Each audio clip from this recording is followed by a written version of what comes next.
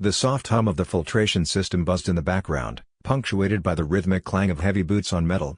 At 3:07 a.m., somewhere off the West African coast, beneath the harsh glow of fluorescent rig lights, Nolan Price sat on the edge of his bunk, grease on his palms, sweat soaking through his collar, and a phone screen glowing in his hand. "I'm leaving you and starting over in Sedona with Ethan. He's 26, in case you're curious. Oh, and I took what was mine, and some of yours. Enjoy the ocean." Below the message was a screenshot of their joint account balance, $2.73. Where once there had been $176,000. Nolan blinked at the message, not sure whether the exhaustion from a 14-hour maintenance shift was making him hallucinate. But there it was, typed in her usual casual tone, a digital kiss tacked on like a finishing blow. Lacey, his wife of 20 years, had chosen a text message to end 2 decades of marriage. No calls. No warning. Just a declaration and a financial murder scene. He didn't scream. He didn't punch the wall or launch his phone across the room. He just sat there. For a long minute, Nolan's body didn't seem to know how to react.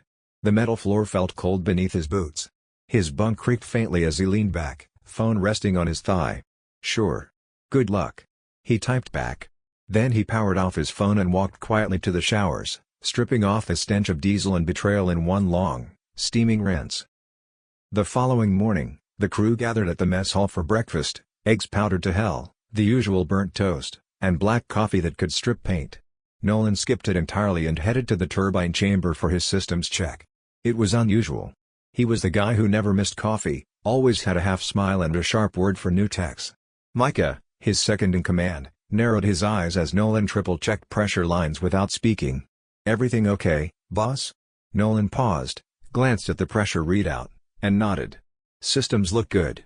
Let's push into Phase 4 calibration early." Micah didn't press the issue. "On the rigs, you didn't pry into a man's silence. You waited for him to come back to himself, if he ever did." At noon, Nolan logged into the communal computer terminal to check the equipment shipment manifests and saw the second hit. An email from Lacey's attorney. The subject line, "Notice of Petition, Dissolution of Marriage."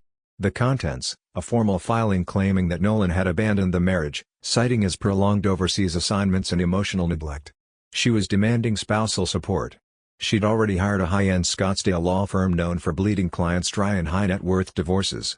And, to make the poison cocktail complete, she had moved her new partner into their house in Tucson. Nolan closed the email. He didn't flinch. He didn't let his chest rise in outrage. Instead, he walked back out to the main platform deck and climbed to the top rail, staring out over endless dark waves. When he got back to his quarters, he opened a secondary email account, the one that wasn't listed on any bank paperwork or social media profiles. Only one other person had access to it, his cousin Drew, a tax advisor in Denver. He typed 3 words, "Initiate code hollow." Within minutes, Drew responded, "Already moving. Do not contact her. Don't respond to anything until you're stateside." Nolan sat back and stared at the corrugated ceiling above him. He still had 16 days left in his rotation. 16 days of 12-hour shifts in 105-degree heat. 16 days of acting like his life was an imploding behind the scenes. He could have requested emergency leave. Most of the crew would have backed him. But he'd always been the guy who finished what he started. And besides, what was the point of rushing home to an empty house and cold sheets? He'd built his life offshore. Now it was time to protect it. He had met Lacey 21 years ago in a feed store in Flagstaff. She'd been behind the counter, wearing a John Deere cap and laughing at a customer who didn't know what alfalfa looked like. Nolan had just returned from his second contract in the Gulf of Mexico, still sunburnt, still half running on diesel fumes and adrenaline. They clicked immediately, her fire and his calm, her wit and his patience. He had proposed 11 months later. They'd moved into a small 2-bedroom on the edge of town, upgraded when Nolan struck gold on an offshore natural gas contract. Over the years, the rotation schedule had always been the sacrifice, 6 weeks on, 2 weeks off. But the income had been unbeatable. He made more in a quarter than most people did in a year. Lacey had agreed to it. Supported it, even. For a while. But then came the complaints about loneliness. The subtle jabs about ghost husbands. The eye rolls when he mentioned returning to work early. 2 years ago, the calls got shorter. Holidays were met with silence or last-minute excuses. And now, this. She hadn't just left. She'd drained their accounts. Replaced their history with a stranger half his age. and announced it via emoji. That night, Nolan didn't eat. Didn't sleep. He walked the catwalks above the rig deck, tracing lines and running diagnostics, avoiding eye contact. He needed the time. He needed clarity. And somewhere along the steel skeleton of that floating city, as sea spray licked the metal rails, something in him began to shift. Not toward despair, but toward resolve. He wasn't going to fall apart. He was going to take his life back. Piece by piece. By the 5th day after Lacey's text, Nolan had memorized every inch of steel and shadow on the rig. Sleep came in short fits, and meals sat heavy in his gut. But he never missed a shift, never let a valve go unchecked. If anything, he worked harder, faster, more focused. It was the only place left where control still meant something. The night before his final departure, he sat alone in the control room, watching the screen cycle through pressure graphs and output metrics. Outside, the sea was black glass under a pale moon. A storm was forming far off the horizon, but nothing immediate. Inside, though, his own storm had taken root. And tomorrow, he was going home. When Nolan landed in Phoenix 38 hours later, the heat felt personal. Like it remembered him. Drew was already waiting at the gate with a black duffel and a folder thick with documents. He handed Nolan a burner phone and a manila envelope. "She's been calling your regular number non-stop," Drew said as they walked toward the parking lot. "Bank froze the account she transferred the money to. Large transfers always trigger it. They're waiting for in-person ID verification. She doesn't know I'm back? Only me and our lawyer do. As far as anyone else knows, you're still offshore." "Good." They got into Drew's SUV and drove in silence. The envelope rested between them like a live wire. Nolan finally opened it as they hit the freeway. Inside were printed screenshots, texts from Lacey's phone, recovered through the cloud. "Wait. These are. She used your Apple ID when she got her new phone last year," Drew explained. "Never changed the password. Everything synced. Texts, photos, voice memos. We backed up the whole thing." Nolan flipped through the pages, his jaw tightening. The messages were between Lacey and a contact saved only as Ethan. Plans for a condo in Sedona. A deposit made. Jokes about Nolan working himself to death while they lived it up. Details about flights, furniture shopping, withdrawals labeled as strategic asset movement. But then came a chilling exchange dated 3 days prior. "Lacey, bank froze the funds. They're asking for Nolan to verify in person. What do we do? He's still offshore for another week, right? Just tell him your mom's in the hospital. Get him to authorize you. Lacey, he's not answering my calls anymore. Try harder. We need that money before the condo closes. Lacey, I'm not comfortable with plan B. It's just insurance money. He works on dangerous rigs. Accidents happen all the time." Nolan stared at the final message. Not a joke. Not even subtle. "You sure this is admissible?" "Downloaded directly from her iCloud," Drew said. "Timestamped, geotagged. Unaltered. Our attorney already included them in the complaint. We're calling it a criminal conspiracy." "And the insurance policy?" "She changed the beneficiary 6 months ago, removed you, added herself exclusively. The form was submitted digitally. Your signature was forged." Nolan rubbed a hand over his face. "She had this plan for over a year. At least 14 months, Drew said. Regular transfers into an account under her maiden name. Gradual increases. Then in the past 90 days, boom. $214,000 moved in chunks. That's more than what we had in joint savings. She also took out a $50,000 home equity line of credit," Drew said grimly. "Forged your name there, too. Sent the funds to a shell company. Guess who's listed as the registered agent?" Nolan didn't need to ask. Ethan. Ethan Wyatt, age 26. Former personal trainer, currently unemployed. 3 prior relationships with older women, all ending with him vanishing and them cleaning up financial wreckage. "And now he's in my house," Nolan said, his voice low. "With your whiskey, your patio furniture, and, according to your neighbor, your dog." Nolan let out a breath, slow and controlled. "Then we finish this." At the law office the next day, Nolan met with Thomas Neely, a sharp, meticulous attorney with a reputation for turning corporate fraud cases into courtroom victories. "The good news," Thomas said, "is we've already filed a fraud complaint and petitioned for emergency asset freezes. The court granted them this morning. Her accounts, the shell company, and the home equity funds, all frozen. And the house. She's trying to sell it. Listed it under your name with a forged signature. We've blocked the listing and notified the agency. But that tells us something. She's planning to run, Nolan said. Thomas nodded. Soon. Before the sale collapses. Before the money disappears. She also filed a domestic violence claim against you, Drew added, yesterday. Nolan blinked. What?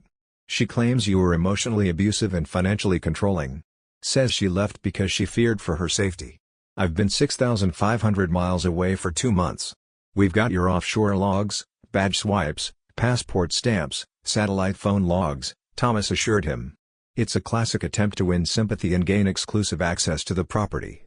But the judge will see through it. And if she doesn't? Then we hit back harder. Thomas slid a document across the table. We're counterfiling with perjury evidence, phone record analysis, and cloud-synced messages. Also filing criminal charges for forgery and conspiracy to commit financial fraud. Nolan scanned the pages. Each one a nail in the coffin of his old life. He signed at the bottom. One last thing, Thomas said. We want her to believe you're still overseas.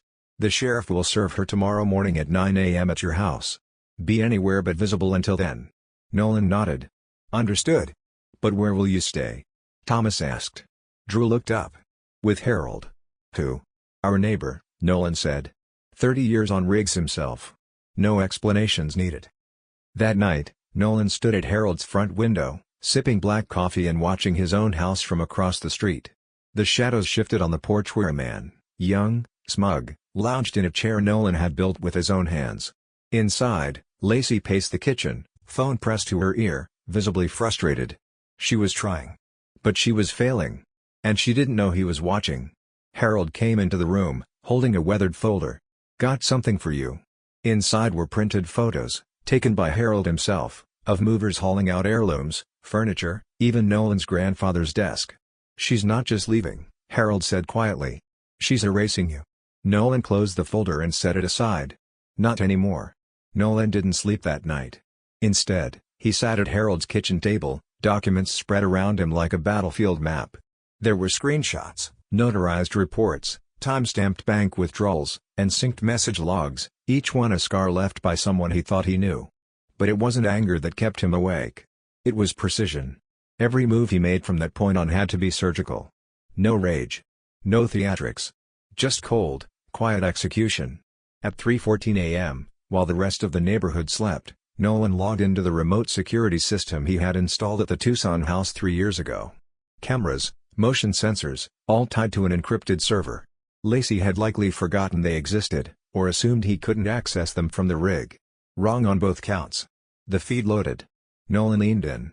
There she was, Lacey, in the living room, pacing, gesturing aggressively during a phone call. She moved with tight, jerky movements. Not fear. Panic. On the couch, feet up, sipping from a whiskey tumbler that belonged to Nolan's grandfather, sat the boy, Ethan. He wore Nolan's old college hoodie, his hair tousled like he hadn't bothered to get out of bed all day. Lacey stormed past him. Ethan barely looked up. Nolan zoomed in on a table in front of them. A laptop sat open beside a pile of manila folders. He caught the top line of one, property transfer agreement. They were getting ready to sell the house, fast. At 6:22 a.m., Nolan heard movement from Harold's back room. His cousin Drew emerged in sweats, hair mussed, a mug of coffee already in hand. He walked over and set a folder beside Nolan. Did more digging on Ethan last night, he said. What did you find? His real name's Ethan Wyatt, Drew said. No criminal convictions, but 3 civil lawsuits for fraud. 2 restraining orders. And something else, he was briefly investigated in the death of a woman's ex-husband 3 years ago. Car crash. The guy drove that road every day for 20 years. Went off a cliff with no signs of braking. Nolan said nothing, his eyes fixed on the grainy video feed as Ethan laughed at something on his phone. He was never charged, Drew added. No evidence. But the pattern's clear. He gets in close, helps the woman drain her accounts, makes promises, and vanishes. Sometimes sooner if there's a payout waiting. A long silence hung between them. Then Nolan said quietly, they're not just running. They were hoping I'd never make it home. Drew nodded. Until the bank flagged her withdrawals. That forced her to try reaching you. Which is when she sent the texts, Nolan said, the bitterness threading into his voice. It's an emergency. Please call me. I'm scared. He opened his phone and played the most recent voicemail. Her voice came through, soft and shaky. "Nolan, please. The bank doesn't understand what's going on. I was just moving money like we talked about. We were securing it, protecting it. Can you please call them? They froze everything. I can't access anything. I'm really scared." Drew snorted. She could have gone into acting. Nolan clicked delete. No one's buying the show anymore. At 8:30 a.m., Thomas arrived with 2 sheriff's deputies and a court officer in a silver sedan. Everything was in place: restraining orders, emergency divorce filings, asset freezes, charges for fraud, forgery, conspiracy. At 8:58 a.m., a moving truck backed into Nolan's driveway. At 9 a.m. sharp, the officers knocked on the front door. From Harold's window, Nolan watched it all unfold. Lacey opened the door in a rush, clearly irritated. Her expression shifted as soon as the deputies introduced themselves. He could see it even from across the street, confusion turning to fear. She shouted something over her shoulder. Moments later, Ethan appeared, his shirt half-buttoned, hand protectively on her waist. That's when Nolan stepped out from behind Harold's hedges and walked calmly toward his house. The look on Lacey's face as he came into view was one he would never forget. Her mouth opened, closed again. Her hand gripped the doorframe. "Nolan?" she said, voice barely audible. "Surprise," he replied coolly. The deputy served the papers: emergency injunctions, a stay on all real estate activity, and notice of criminal proceedings. Ethan bristled, stepping forward. "You can't just show up like this and—" "The court disagrees," Thomas cut in, stepping beside Nolan. "The domestic violence claim was dismissed this morning.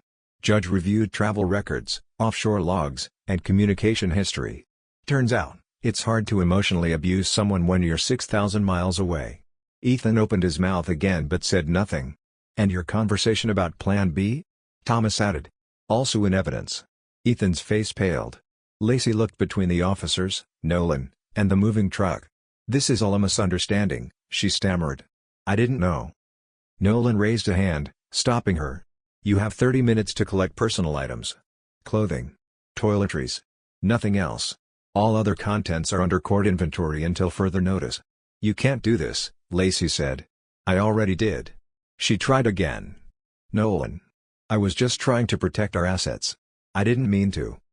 "To sell the house? Forge my name? Empty our accounts while sleeping with a con artist?" She didn't answer. The deputies escorted her and Ethan inside while Thomas and Nolan stood by the door. As they waited, Nolan looked around the property, the place where he'd planted citrus trees, replaced the roof after a hailstorm, built the patio with his own hands. A place that had once felt like home. Now it was just an address. After the deputies finished, Lacey and Ethan were ordered to leave the premises. They drove off in the black Jeep Nolan had leased for her birthday. Without a single word. As they turned the corner, Nolan turned to Thomas. "How long until the next hearing?" 3 weeks, Thomas replied. "That's when we present the full financials and press the forgery and fraud charges. We've already filed for sole property ownership, asset recovery, and criminal referrals." "And the Sedona condo?" "Cancelled. Funds were never cleared. Realtor was notified." Nolan nodded. "Then I'll be ready." He stepped back inside his house for the first time in 2 months. It didn't feel like home anymore. But it would again. Eventually. The house smelled different. Nolan stood in the foyer of his Tucson home, the one he'd left spotless before his last rotation, and inhaled the stale air. The scent of lavender candles, Lacey's favorite, mixed with something synthetic and unfamiliar. There were boxes half-packed in the living room, labels written in Ethan's messy scrawl: kitchen, fragile. Master bath. Books? He walked through his home in silence, taking inventory of everything that was gone: his father's war medals from the den wall, the antique Navajo rug from the hallway, the heavy wooden dining set passed down from his grandmother. What remained felt soulless, like the shell of a memory. In the master bedroom, sunlight streamed across the stripped bed frame. A single cardboard box sat at the foot of the bed, open and half empty. Nolan crouched and sifted through it.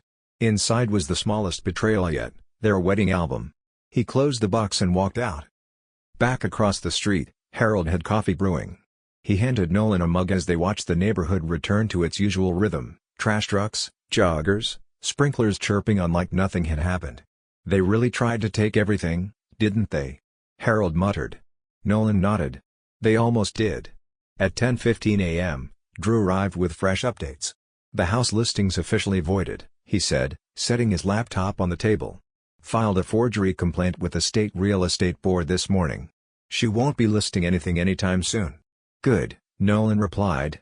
There's more, Drew said. Found a pattern in the way she moved the money. She created 3 funnel accounts, all under variations of her maiden name. 2 in New Mexico, 1 in Arizona. Pulled the home equity loan through a shell company called EW Lifestyle Ventures. Registered last year. Nolan's face didn't change. Ethan Wyatt. Bingo. We submitted the LLC paperwork to Thomas already. He's filing emergency injunctions to seize the accounts. The IRS is gonna love this one. What about the car? Jeep's in her name, Drew said. We'll let that one go for now. But the plate's been flagged. If they cross state lines with stolen property or asset violations, we'll know. Nolan took a slow sip of his coffee. So what's their move now? Panic, Drew replied. Everything's frozen.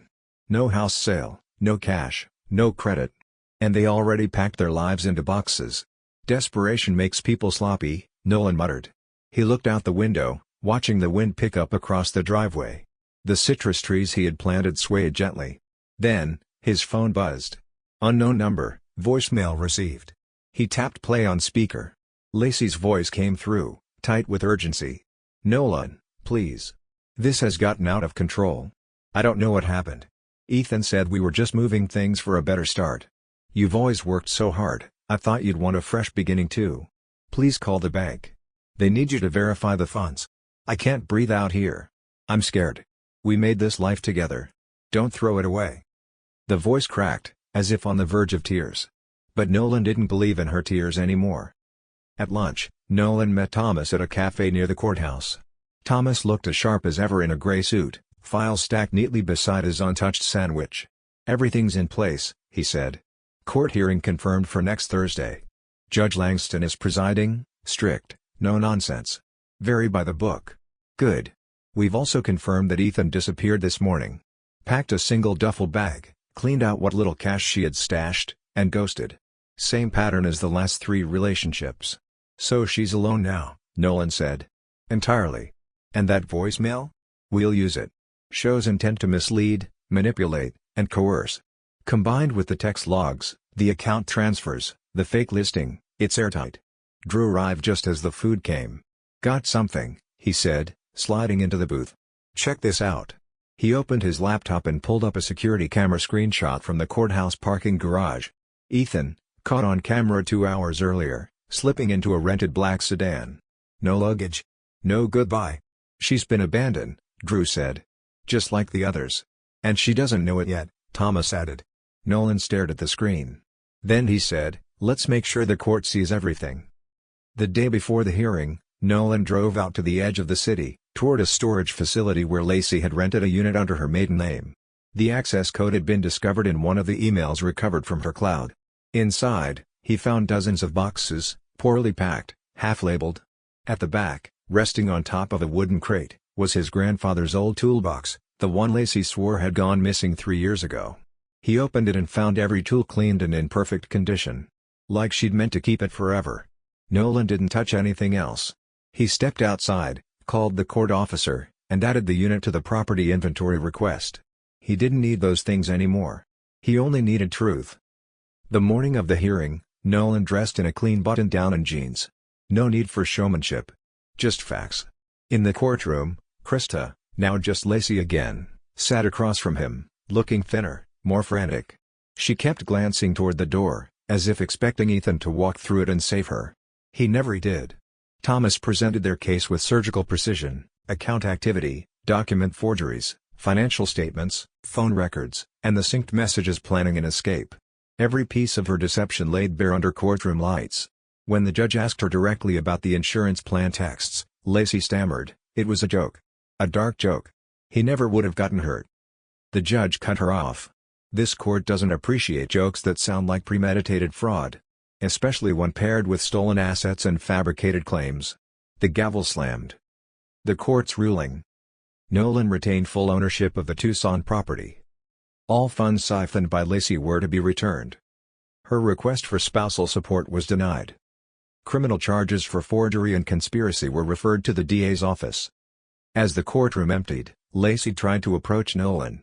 He didn't stop walking. He never looked back. That night, Nolan returned to Harold's house, standing alone under the desert stars. The winds were shifting again, this time in his favor. There was one more thing to do. And it started with a one-way drive north. The mountains came into view just after sundown. Nolan gripped the steering wheel as the elevation climbed, windows cracked to let in the pine-scented air. The road twisted through thick forest, golden light casting long shadows between tall trees. His truck crested the final ridge, revealing a wide clearing where the cabin sat, quiet, strong, and waiting. He stepped out onto the gravel drive and stretched for the first time in hours. The silence was almost spiritual. No machines, no chatter, no steel under his feet. Just wind in the trees, the call of an owl somewhere deep in the woods, and the soft creak of the cabin porch. This was his land. 40 acres tucked into Montana wilderness, purchased under Winter Creek Holdings, his and Drew's quiet plan for the future, sealed in legal obscurity, built with long vision and zero fanfare. Lacey had never known it existed. 6 months had passed since the courtroom confrontation. 6 long months of rebuilding. Krista Lacey Bennett, no longer Harrington, had accepted a plea deal, 5 years probation, full financial restitution, unlikely to ever be completed, and a formal admission of guilt. Jail time had been suspended due to first offense technicalities and a cooperation clause in exchange for testifying against Ethan in the pending fraud investigation. Not that Ethan had waited around. He'd vanished 3 days after the court order, just like the others before. The latest word from Drew's investigator was that he'd resurfaced in Nevada, attached to a recently divorced doctor. Different city, same playbook. Nolan felt no need to chase him. That chapter was closed. Back in Tucson, Harold had helped clear out the rest of the house. Nolan sold it quietly, avoiding attention, using the proceeds to settle final loose ends and transfer heirlooms up to the mountains. Every shipment that arrived felt like another stone lifted from his back. The cabin, originally meant as a retirement retreat, had become a full-time refuge. No cell towers. No neighbors. No obligations. Just him, a wood stove, a shelf of books, and the occasional deer wandering into the meadow near the creek. That afternoon, Nolan had received one final envelope from Drew. Inside was the dissolution paperwork for Winter Creek Holdings. All accounts balanced. All taxes filed. All protections fulfilled. The company that had shielded his savings for nearly a decade had done its job. Now it was no longer needed. He folded the paper and slid it into a small lockbox under the bed, next to his father's service medals and the original marriage certificate, now void, but still real, like a scar from an old wound. Outside, twilight painted the cabin in gold and rose. He poured a glass of bourbon, one of the good bottles Harold had sent north, and settled onto the porch swing he'd built himself during his first month at the cabin. He took a sip, leaned back, and listened. Wind in the trees. That was it. No ringing phones. No attorneys on hold. No betrayal curled in a text message. Just peace. His thoughts drifted, not to Lacey, not to the pain, but to the lessons. To the strength it took to wait. To keep calm when the heart wanted to scream. To resist the temptation of vengeance and instead choose justice with quiet precision. There had been days when anger had clawed at his chest. But even then, he'd known, the loudest revenge isn't shouted. It's living better. A week later, a new number called him from Alberta, Canada. A soft-spoken woman introduced herself as a project coordinator for a Canadian oil company. They'd reviewed his credentials, heard about his reputation for crisis management and offshore logistics, and wanted to offer him a consulting position, minimal travel, high pay, remote flexibility. He thanked her politely, promised to consider. But after he hung up, he didn't move to return the call. Not yet. Maybe someday. Right now, life was simple. And for the first time in years, his own. Once a week, Harold called to check in, usually with a crew joke or news from Tucson. One time, he mentioned that Lacey was back in Arizona, working retail and living with her sister. Nolan didn't ask for more. He'd long stopped wondering why. Some people were wired for loyalty. Others weren't. And no amount of memories or time invested could change what someone truly valued. The creek beside the cabin trickled softly as Nolan walked its banks one afternoon. A single trout darted through the current, a flash of silver in the sun. He knelt by the water and let it run over his fingers. In that moment, he thought of all the men like him, who'd left pieces of themselves scattered across oceans and oil rigs, who'd come home to strangers, to silence, to betrayal. And he knew one thing for sure. If he could survive the storm he just weathered, he could survive anything. That night, a storm rolled in. The kind that rattled the windows and shook the trees. He sat by the fire, a blanket over his legs, a book open but unread in his lap. Outside, thunder cracked. But inside, for once, he wasn't waiting for the next blow. He wasn't wondering who was lying, or hiding, or plotting. He had no reason to check his phone. The war was over. And he had won, not with fists, not with fire, but with patience. And preparation. And the kind of quiet that only comes when every single noise has finally been silenced.